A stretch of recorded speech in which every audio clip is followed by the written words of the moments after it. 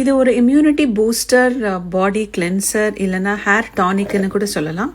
இதுக்கு ஒரு மிக்ஸி ஜாரில் கொஞ்சோண்டு ஆம்லா, கொஞ்சம் கரி லீவ்ஸ், அப்புறம் வந்து ஒரு 1/2 டம்ளர் தண்ணி விட்டுண்டு நல்ல ஃபைன் பேஸ்ட்டாக அரைச்சி இதை வந்து ஒரு பாத்திரத்தில் ஃபில்ட்ரு பண்ணிக்கலாம்.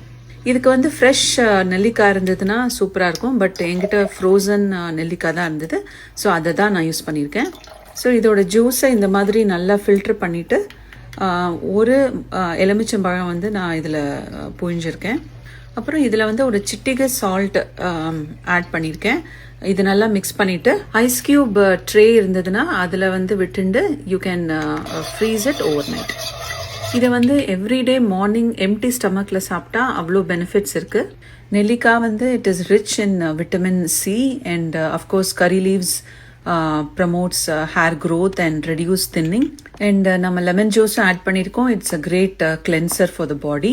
ஸோ இந்த மாதிரி ஐஸ் க்யூப்ஸாக பண்ணி வச்சுட்டா நமக்கு எவ்ரி மார்னிங் சாப்பிட்றதுக்கு ஈஸியாக இருக்கும். நான் வந்து சிலிக்கான் ஐஸ் க்யூப் ட்ரே தான் யூஸ் பண்ணியிருக்கேன். It's easy to pull out the ice cubes.